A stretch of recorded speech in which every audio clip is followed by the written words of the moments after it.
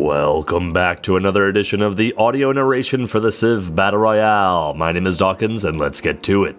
Greetings, boys and girls. My name is the Utter Crisp, and after a long hiatus, I'm back to bring you another part of the Great Civilization V Battle Royale. Do you find yourself desperately wanting more blood, sweat, drama, and rightfully so? Good, because here it comes.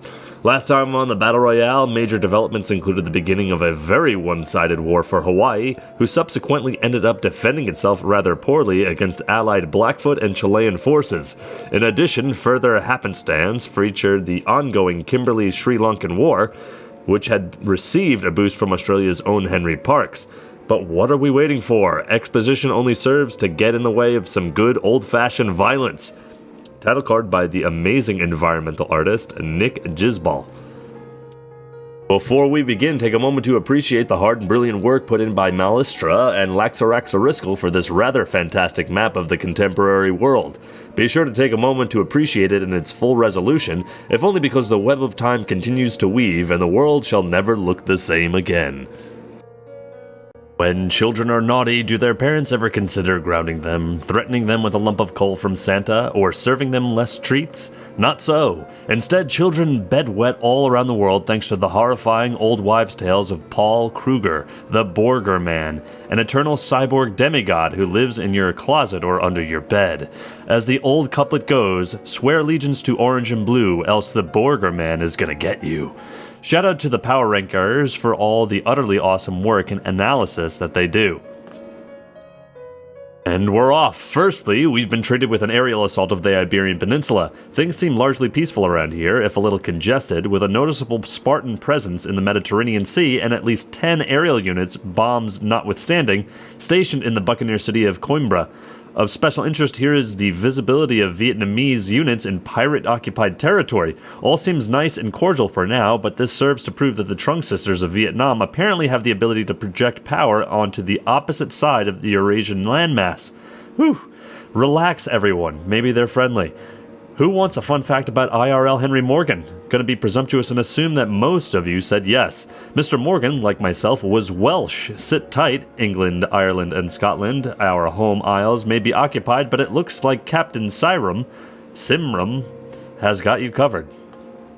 Trouble in paradise? It would certainly appear so, as Hawaii continues to exist under grave threat from the Chilean backdoor squad and the Blackfoot Stompers, patent pending. Although I am more keen on the Blackfoot MLG 420 no-scopers. All Kamehameha of Hawaii has in terms of defense appears to be a miscellaneous assortment of great people, settlers, and workers. They may work when colonizing the Americas, but it certainly isn't going to protect the Polynesian homelands. They can take some comfort in the fact that, at least for the moment, the partition of paradise appears to have come to a halt. Despite Hilo and Kailua Kona falling dangerously into the red, enemy forces forget to bring melee units to a siege fight. Just north of the Indian subcontinent, the very bloody Afghani-Vietnamese conflict rages on in an apparent stalemate, with 4 cities up for grabs but with no way for either side to break the line yet. The Vietnamese have the distinct technological advantage here, and who could blame them? Being an expansive empire which borders Australia, Korea, Yakutia, and somehow Finland, means that they really have to stay on their toes to maintain their impressive geopolitical position. Speaking of the Finns, notice their enclaves amongst powers many miles away from their capital. The Finnish carpet actually appears to dwarf anything that Afghanistan or Sri Lanka could throw at them, putting them in a great position to expand down here rather than in absolute militarized deathlands that are northern and central Europe. We are the Boer. Your biological and technological distinctiveness will be added to our own. Resistance is futile. Domo arigato, Mr. Roboto. I remember missing the fact that the Zulu had finally invented the Impi when I narrated last, and now here we are with a bloody Terminator squad staring down the Ethiopian capital. Requiring no prerequisite resource to build, with a combat strength of 120 and a movement speed of 3, these particular Backstreet Boys are certainly not alright. They're actually tremendously scary. Upon hearing such news, Haile Selassie of Ethiopia decides to fight fire with fire and asks his most trusted scouts to locate Christian Bale. "Where is he?" he screams. Congratulations to Kamehameha! Watching the bloodletting and naval battles rage from outside his emergency home in Hilo, the science advisor comes stumbling in, falling over his robes. Sire, Sire, we have entered a new era of information, the scientist beams. Fantastic news. Pray, what have you got for me? Chariots of fire, an army of predators, or a goddamn proficient navy? Asks Kamehameha. Well, we recently discovered something, sir, the scientist says, shuffling awkwardly, taking a sudden interest in inspecting the area around his feet. Well, spit it out, man, shuts the Hawaiian leader.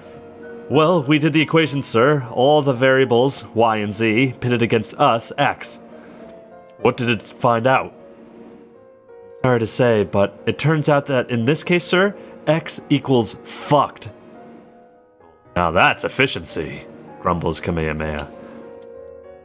A look now at the Sioux City state of Medewankantuan. Sitting Bull of the Sioux appears to be keen to just sit tight, start global foreign wars by proxy, build up an army, now featuring musket men, and scoff at the completely empty Mexican enclave at Fort... How did they get there? When it comes to a fort play, it's also of note that Sitting Bull has no less than 2 stationed right on the border of the hilariously named Mexican, former Sioux capital, city of Hunk Papa. I've been called that before. The Inuit, a country whose fastest growing exports include snow globes, fish, and active nuclear weaponry. A look now at the easternmost holdings of the mighty, frozen, and trigger-happy Inuit Empire. Even here, in arguably the quieter parts of the Inuit homelands, we see a formidable fighting force comprised of power armor infantry and a threatening-looking navy. Easily the uncontested military power of Northern America, it's only a matter of time before they swing their attention to the rather upstart Blackfooters, who also appear to have spent a little bit of their pocket money on boomsticks and parachutes. That'd be a battle to watch. No one mind the Aussies, they're just passing through. In the grim darkness of northernmost Siberia, the Yakusha-Sibir nuclear war rages on, now with more power armor, fallout, and radioactive yaks. Now that the Boers have left Yakushan territory, a gigantic handicap on the former sleeping behemoth has been lifted. To my knowledge, Yakusha has always been a strong core and in good economy, so they should be churning more and more units out. However, the inherent flaw in this war is the sheer inaccessibility between the two empires clashing swords, thanks to a Swiss Genghis Khan who has chosen to help neither side and remain aggressively neutral. A narrow mountain pass situated next to a lake is the only pathway between the two gargantuan nomads. Narratively speaking, that's pretty freaking badass. In a game, it's a pain in the ass. One or both of these belligerents need to seriously invest heavily in some paratroopers or at least gunships for unit control. Colombo has fallen! The former enemies, Australia and Kimberley, now find themselves in an alliance of convenience against the reddish menace of Sri Lanka. Australia is showing more and more that it's capable of modernizing its navy. Perhaps not up to the standards of the Boers or Buccaneers, but they'll get there eventually. Their insistence on using wooden boats for the longest time has been a severe thorn in the mighty kangaroo's side, so this war on Sri Lanka may teach them some valuable lessons. Or maybe Henry Parks is just a Renaissance romantic at heart. I doubt it, though. As an aside, if this slide is to be believed, Henry Parks is currently technically winning. Props to Australia in their reverse colonization of the rest of the world, which is a charming bit of historical irony. An act of war on Babylon? Screams the Daily Rag. Probably not, but due to the Aussie conquest of Colombo, recruit Semiramis, like Ramis, but only half the fun, has had to flee back to the mysterious Babylonian submarine. The spies are fascinating to me. Omnipresent, eternal watchers of the world, in war and peace, immune to nuclear strikes, unrivaled manpower, and only vulnerable to the others of their kind. So whilst the spy wasn't harmed by the sudden Australian blitzkrieg of this Sri Lankan home, it probably made her jump. Apparently, it's Red Week in the submarine this time, as Semiramis is immediately bundled back off to another red nation, Morocco, home of the infamous Ahmed al-Manslaughter, scourge of the Ashanti and Carthage. I'm curious to see if they have any plots against any booty-loving northern neighbors. Remember when we were all scared that Australia would wreck Vietnam? Here we have that oh-so-vulnerable Asian empire sporting a terrifying land army and a brutal-looking fleet of ships featuring the Advanced Destroyer. The nearby Australian city has acted accordingly, naming itself Legazpi. Close enough. Seriously though, can we get an Australia versus Vietnam round 2? This time I honestly have no idea who'd be counted as the underdog. In nuclear quagmire that is Buccaneer-occupied West Africa, we see more examples of Vietnam projecting their power far beyond their core provinces. The evidence of open borders between these two civilizations could be seen as troubling for some. Imagine a Vietnam-Buccaneer alliance of the Pacific. I, for one, would love to see that. As an aside, the complete lack of pirate workers in former Mali implies that the land is going to be tainted by radiation for a long time to come. Henry Morgan takes his policy of scorched earth very seriously. Sri Lanka, the country that has become like the appendix or a blind, three-legged dog with a heart condition, the thing that you only really hear about when something has gone horribly wrong. Things are going from bad to worse for the poor chaps in the Great Indian Subcontinental War as the Aussie fleet moves from Colombo to the western city of Kalumani. I hope I pronounced that correctly. Kalumni, which, despite some defensive presence, has already taken a severe beating. The Arabians appear to have taken a keen interest in the outcomes of this conflict. Note the muted Kimberley presence in the area. I'm sure that's not building to anything.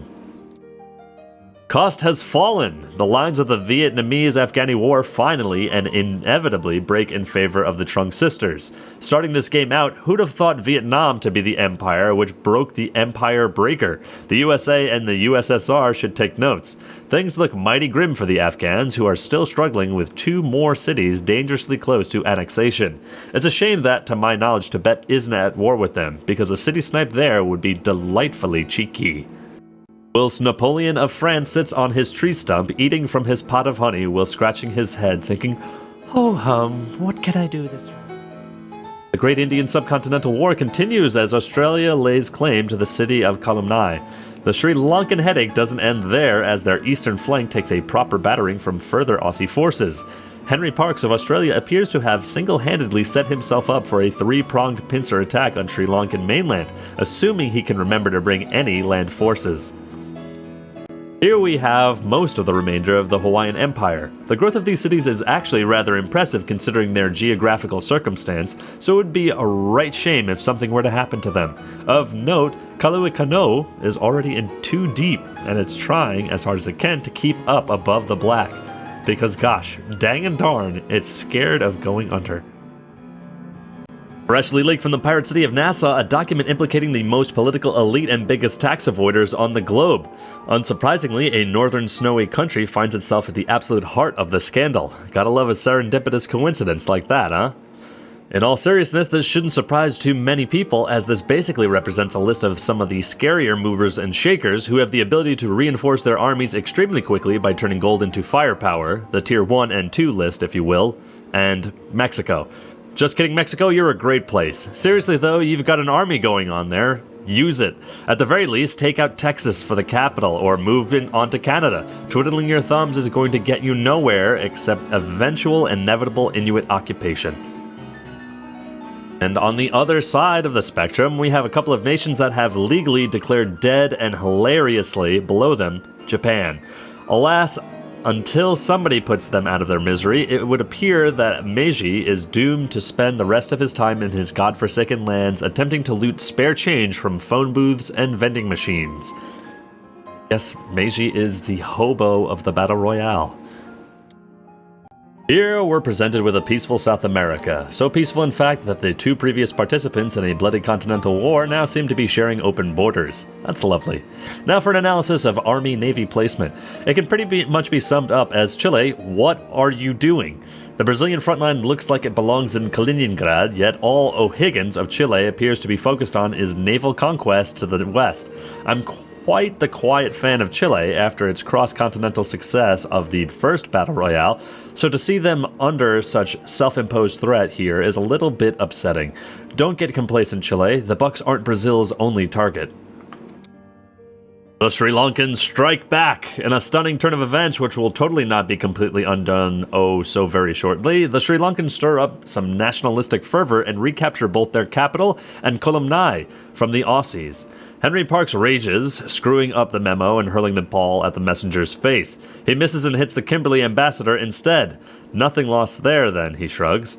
To the north, we see a couple of Korean privateers. Come on, Sejong, you're supposed to be the nerdiest, most smartest civ there ever was. Here we catch our first real glimpse in this episode of the Icelandic-occupied United Kingdom, now with more Vikings. Take a look at that fleet that they've got going on there. It's pretty impressive, isn't it? Now compare it with, say, the French's. Why, utter crisp, white stallion of a man that you are, would you draw attention to the French over the Swedish, you may find yourself asking? No reason. Honest, Gov.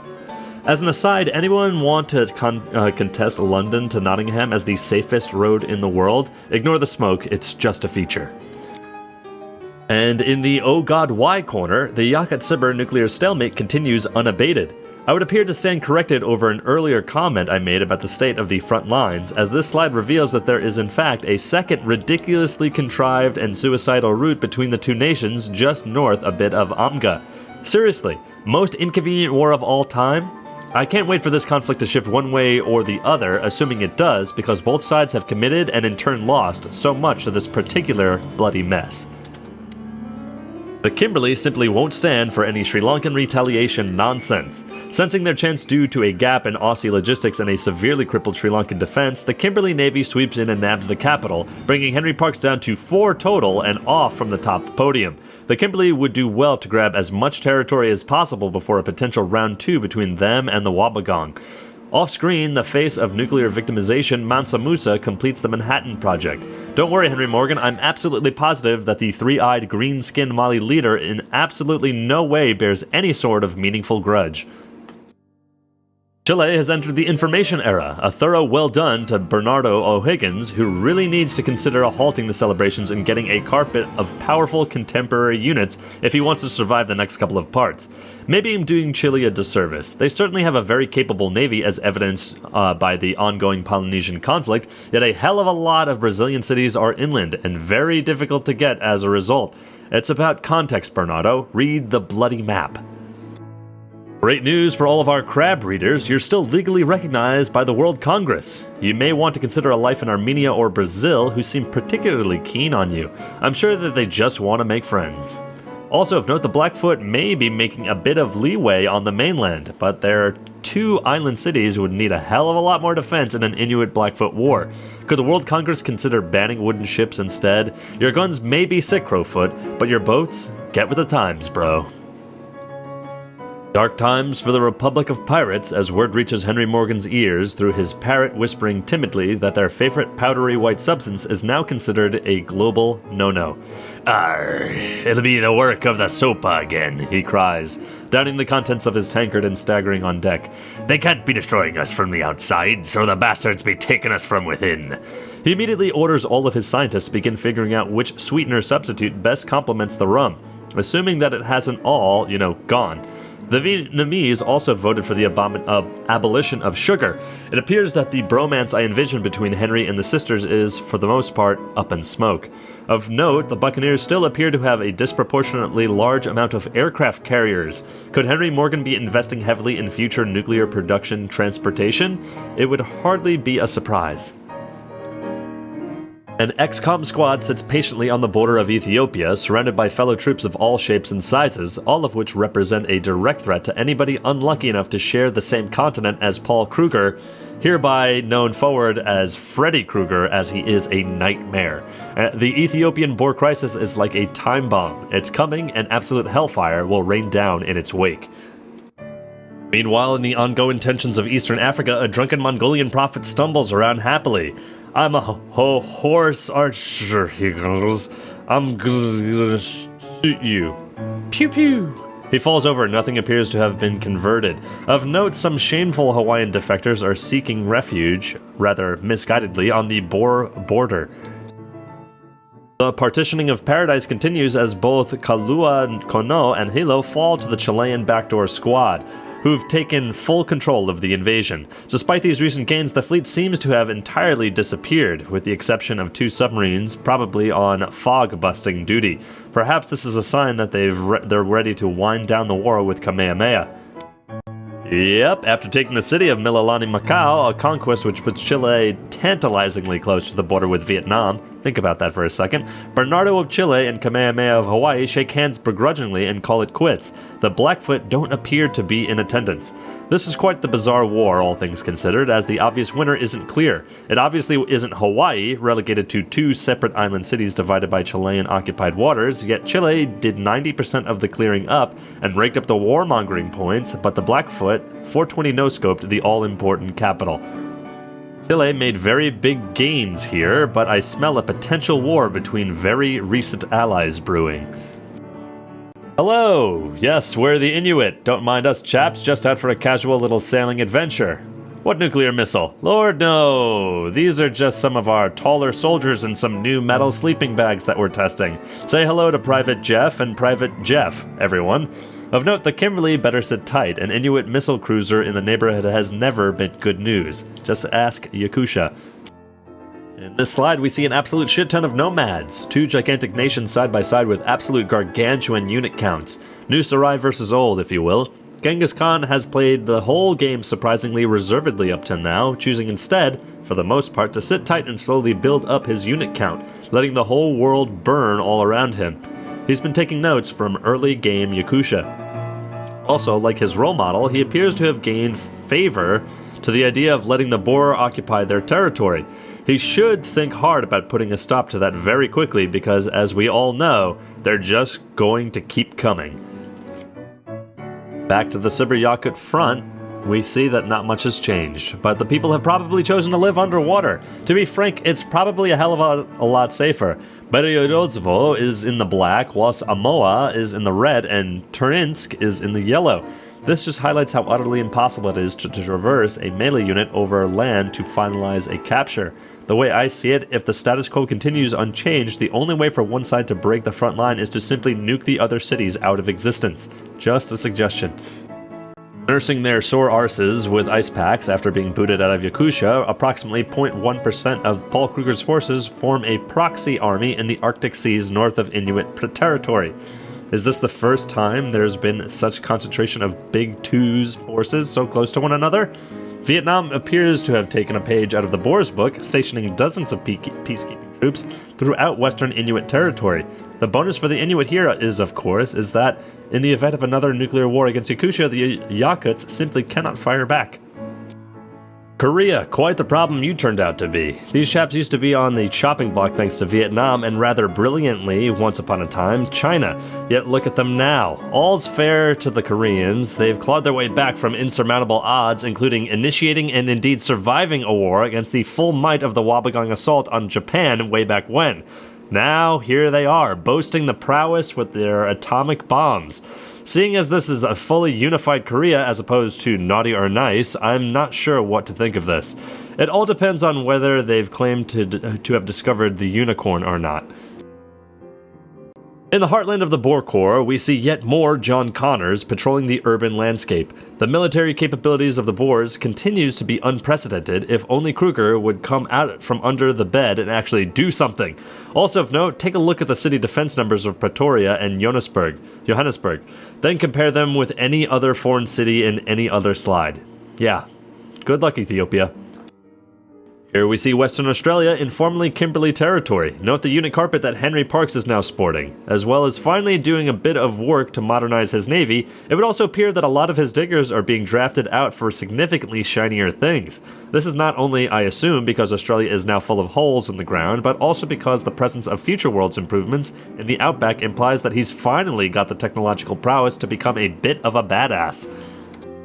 I take back everything I said about the Boers being untouchable. Why have John Connor when you can have Wolverine like the Inuit? Game, set, and match. It's very exciting to see these two vast superpowers build up and up on largely opposite sides of the world. It's quite amusing to note the location of Windsor in the Battle Royale. Having been there myself, it would certainly explain why the weather was so awful. Pressure continues to be put on Afghanistan from Vietnam as Kandahar and Lahore remain in tremendous danger of annexation. In my opinion, a surge westwards from the Trung sisters would be the best call, capturing Kandahar and completely cutting off Lahore from the rest of Afghan territory. As to what Sisters Trung will decide to actually do remains to be seen, to pick a side mind. Wouldn't surprise me if W. Keck of Finland started on both. Alas, Texas, here sits you with your eye-pleasingly circular city wall, looking out on what might have been and indeed was. Making peace with Sri Lanka and Yakutia is all very well and good, but have you heard about making an empire? I hear it's all the rage. My apologies for being a horrible person. Now here's an interesting development as two countries on opposite sides of the Americas find themselves at war, Brazil versus the Blackfoot. Whilst I doubt that Brazil as the aggressor is going to ever reach the Blackfoot heartlands in any meaningful capacity during this conflict, there are still a number of islands, including a tasty Hawaiian capital, dotted around the Pacific that are up for grabs. From this slide alone, it looks like that the Brazilian naval technology will utterly crush anything that the Blackfoot have to retaliate with. So it's just a question of if Brazil will be able to reinforce with enough of the fleet to establish some real holdings and make themselves a regional Pacific power. Chile, haven't you had enough Hawaiian pie for one day? Recruit M gobs to the submarine that Bernardo simply isn't done with his blue is the new orange strategy. Nobody tell the Boers, who are still busy looking on their similar orange is the new everything plan. Semiramis, still working diligently despite her name, also uncovers that the savage Ahmed al-Manslaughter is plotting against the Mali. Talk about kicking someone once they're down. This feels all too similar to their strategy against Carthage. Let the big boys do the work, then come sauntering in at the last second with a flag. Cheeky buggers. Here we have a Buccaneer Destroyer with its back against the proverbial wall. Thankfully, the pirates and the Persians peaced out a few slides ago, so right now I imagine the privateers are all like, and don't you forget it, and yeah, what he said, respectively. Step right up, ladies and gentlemen. Does your unit maintenance get you down? Then we here at Bob Sub Incorporated have the product for you. Just look at no further than Colombo. For only $14.99, you too can send your units into Colombo. We call it the Meat Grinder, and watch as they magically disappear in the continued pile on from our good friends over at Sri Lanka, Australia, and Kimberley. Say hi, Henry. The battle for Colombo continues as it falls yet again to the Sri Lankans. Pretty sure that they're all just fighting over a mud hut and a post office at this point. Deeper in Sri Lankan territory, we see a Kimberley machine gun trooper speeding inland whilst emphatically screaming out his name, Leroy Jenkins. Oh my god, says the Kimberley general, he just ran in. The Sri Lankans appear to have an army, but for some reason, instead of defending what, in fairness, seems to be a populous and productive homeland, they're just faffing about off on the coast, giving the Aussies and the Kimberley some great target practice opportunities. Wow, that's a lot of units. At least Vladimir Putin, a trusted advisor to Joseph Stalin, can die happy. They will almost definitely succumb to eventual Finnish or Sibir aggression, but at least the Russians got Kiev. The fact that Sibir and Finland share open borders should be worrisome for just about everyone. As some of the largest powers in this corner of the world, they're both free to expand in different directions, seemingly without having to worry about their biggest neighbor. Of note, Sweden appears to have done droves to modernize its navy fleet. As a firm regional power, it still may be able to take on local targets or two. Now playing a game of Where's Waldo, Spot the Pirate. Many narrators before me have given their very professional opinions on why the Boers have the capabilities to steamroll pretty much any nation, both in the regional vicinity and in the wider world in general. So I wish to follow suit with my best shot at an in-depth analysis on my views on the Boers' military strength and capability. Run for the hills! For those who missed the notification on the last slide, myself included, from gawking at all the brand-spanking new guns that the Boers have, here's a slide to show the lengthy wonder that Kruger just erected. New to the future mods, the Shanghai Trade Center appears to do wonders for a nation's economy. Honestly, 1,500 gold is just pocket money for the average Boer child, but the long-term benefits associated with the specialists will have spawned dollar signs in old Paul's eyes.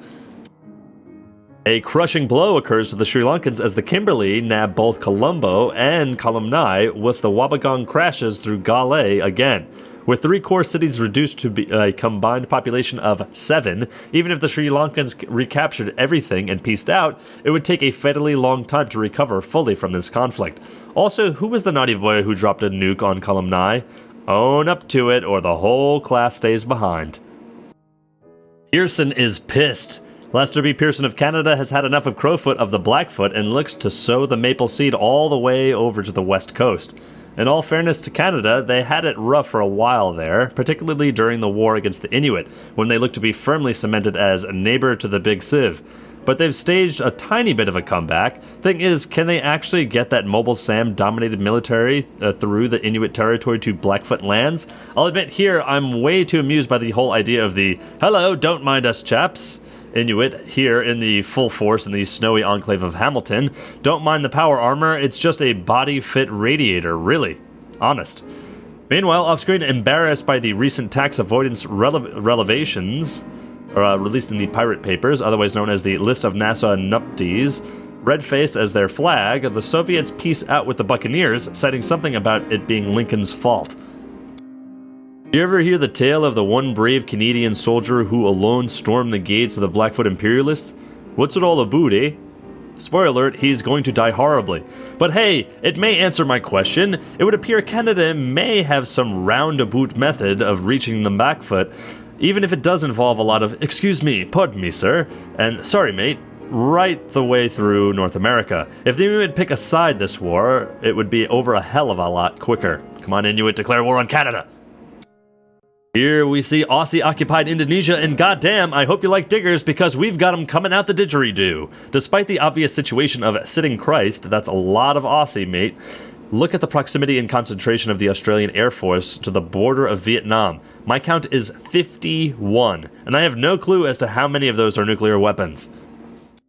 Again, if Henry ever tried a land invasion, good bloody luck. Vietnam here and their pet Tibet look mighty formidable with a unit carpet that would make even the Finnish blush. In terms of a land army, though, size and technology, the Vietnamese look pretty damn unpleasant. Pretty please, can we have that war now? Here, Sibber presents a further reason as to why the turn times take so long these days. With all of these mighty nations so heavily reliant on paratroopers, I'd love to see a direct confrontation between two or more. Think about it. They're both immediately jettisoned all of their troops into the opponent's territory and subsequently both be like, shit, they're all behind us now, sir.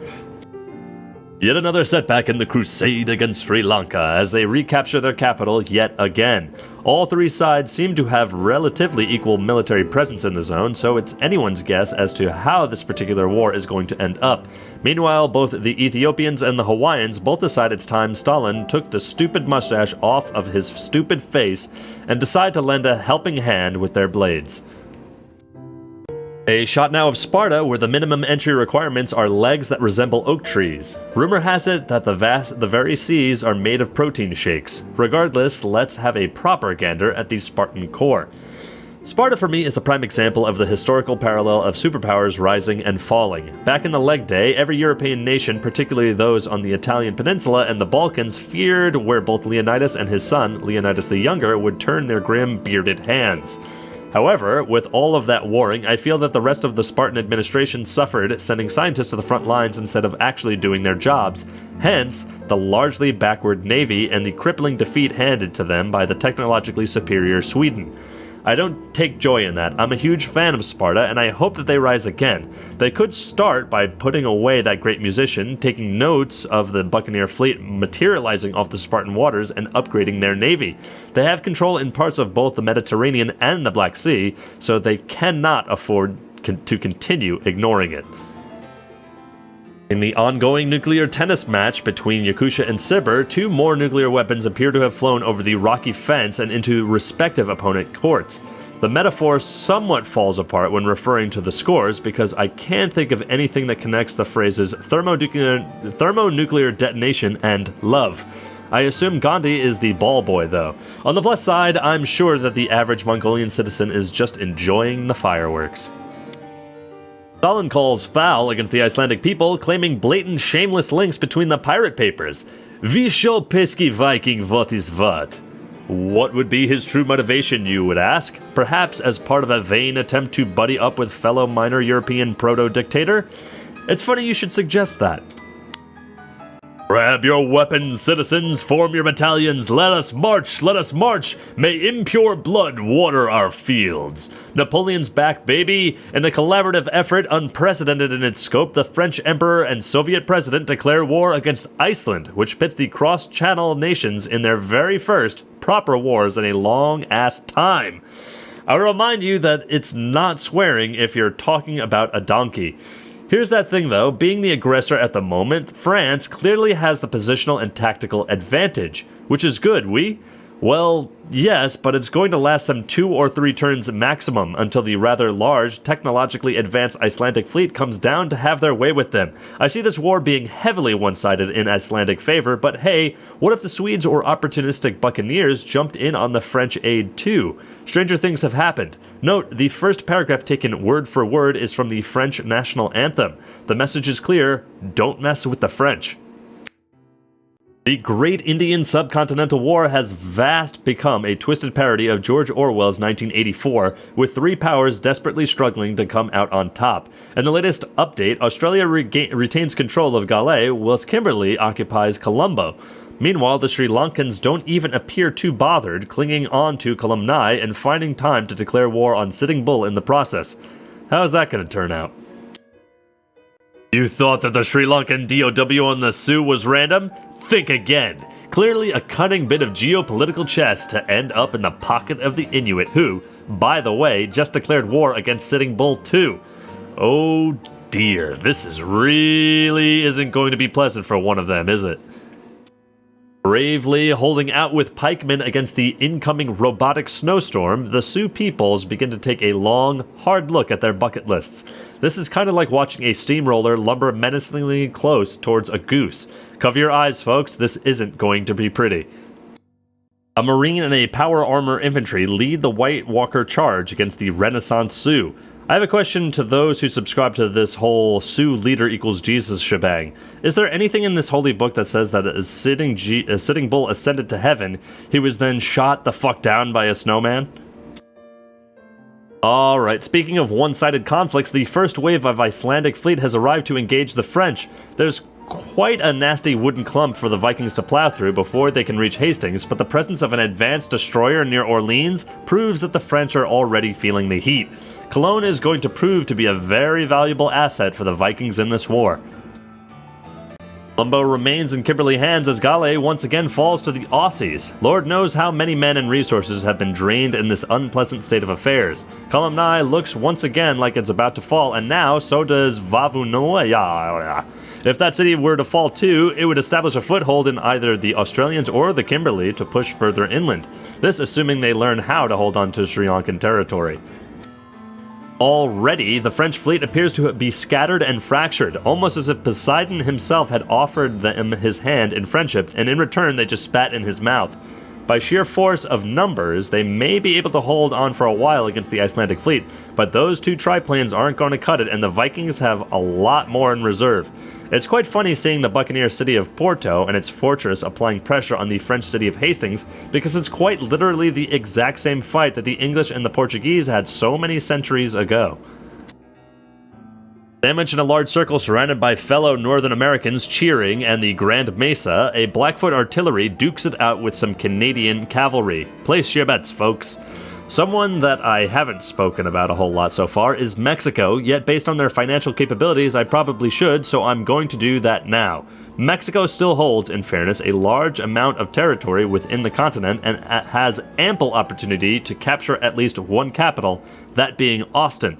As I briefly mentioned earlier, the more gains Mexico could make now, the much better chance they'd have of at least enduring a spell of cold weather. I honestly think I favor their chances over the Blackfoot, as despite a slight technological disparity, they aren't such a blatantly obvious target for the Inuit. Walk with me, Benito Juarez. The next chapter of success is this way. Alright, so Iceland most definitely will get to play Odin sooner rather than later, and I'm giving no prizes for guessing who the likeliest candidate for a nuclear winter will be. Sacre bleu. In the meantime, check out Canada's cheeky little fleet. That's not too bad, actually, is it? It's not going to rival the Ice Sheet fleet anytime soon, but they could certainly get up to some mischief somewhere else in the globe. Brazil and Korea, 2 vanilla civilizations showing that they indeed have what it takes to compete against the arguably superior movers and shakers of the modded community.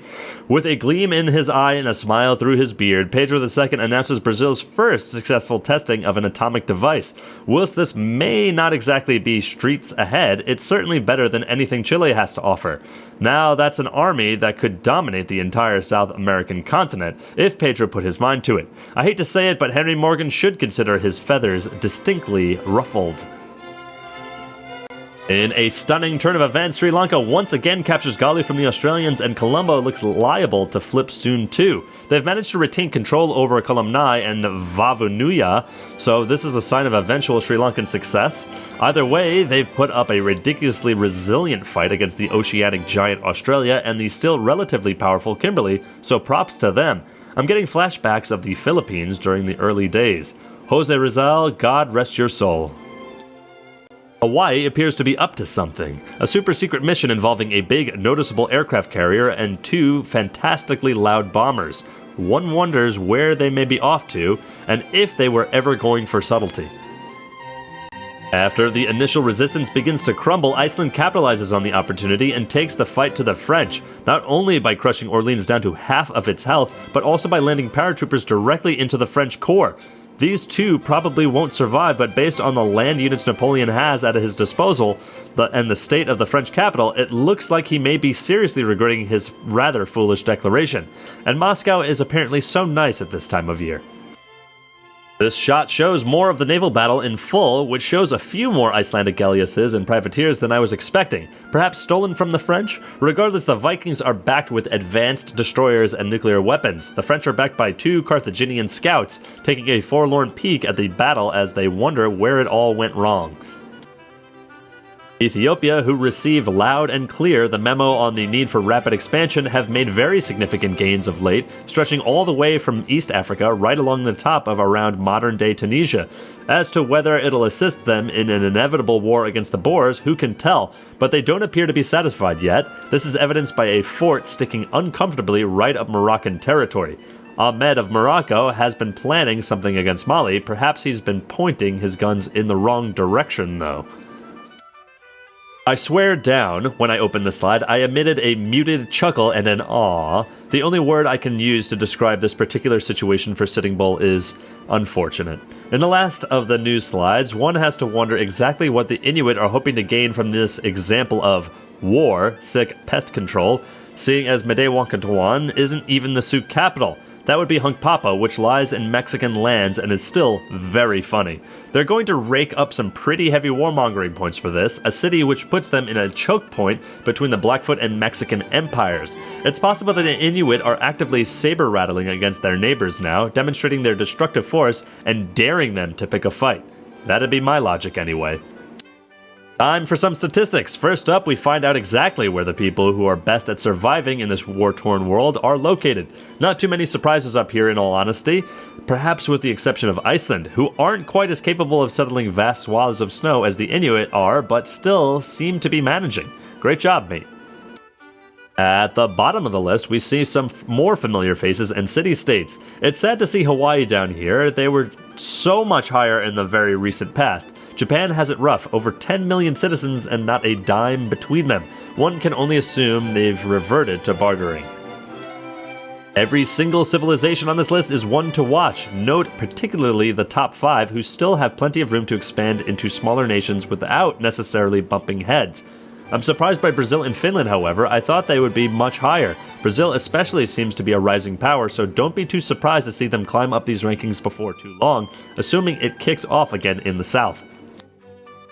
Damn, I know I slated the Spartans earlier, but man, didn't think I'd see them at the bottom.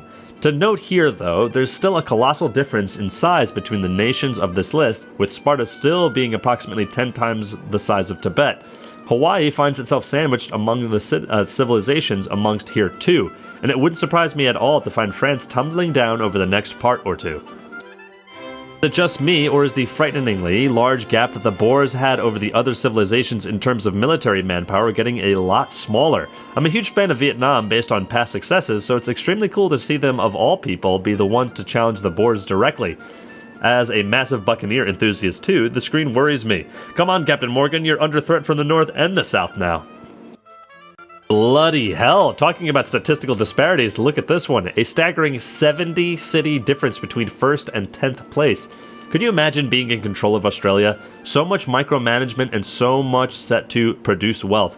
There were no massive gains made in this particular part, not for the lack of trying by the Aussies in the Kimberley, with the exception of Chile in Hawaii, who now finds itself cheekingly peeping up at the very bottom of the list. And finally, the nerd count, in which the Boers still unquestionably reign supreme. Despite Vietnam's surge in military production, it appears to have chosen quantity to match the Boers' quality. I'm very excited to see how a potential conflict between the two giants would play out. Well, that's it for me, folks. Thanks once again for sticking around and reading all of my rambling nonsense. And a special thanks to TPangolin and the great guys over at Civ Battle Royale for all of the amazing work that they do. Hope you guys had as much fun reading this or listening to this as I did writing or narrating this. Cheerio! And with that, that ends another edition of the Civ Battle Royale audio narration. My name is Dawkinzz. Join Burger Krieg next time, hopefully, for the next audio narration now that he's feeling better. We'll see you guys next time.